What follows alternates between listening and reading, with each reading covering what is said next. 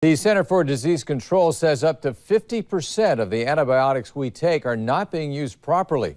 In this month's Health Check report, Cerise Cole tells us about a dangerous infection that can come from medication. Jackie Beaton is a woman on the go, but a few years back, a stubborn illness brought this busy wife and mom to a stop. I have to say it's the worst pain probably I've ever felt. Her abdominal pain was so intense, she ended up in the emergency room. After several tests, she learned the cause: Clostridium Difficile, or C. diff. So it's a bacterial infection of the colon. The irony is, it's caused by medicine meant to help us feel better. Infectious disease specialist Angela Sukstorf says antibiotics kill bad bacteria that make us sick, but it kills all the good bacteria in the colon.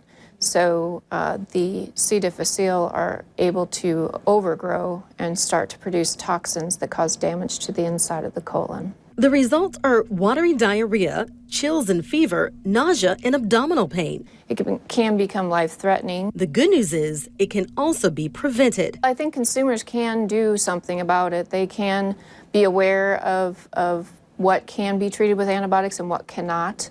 A sore throat, cold, bronchitis, the flu, even some sinus infections can't be treated with antibiotics, so don't even request them from your doctor.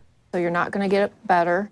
You need to use symptomatic relief of things like nasal decongestants and cough suppressants and Tylenol and ibuprofen. Oh, I'd never heard of C. diff. Jackie learned about C. diff the hard way. I'm probably like a lot of people that I went to my doctor and I really expected to have some kind of magic fix or medication for my sinus issue. Instead, she got worse. Now she'll think twice before asking for antibiotics. You know, if it can be treated with over-the-counter medications, cough medicine, Sudafed, I'm going to stick with that. In Fremont, with photographer Dustin Dales, Cerise Cole, 6 News.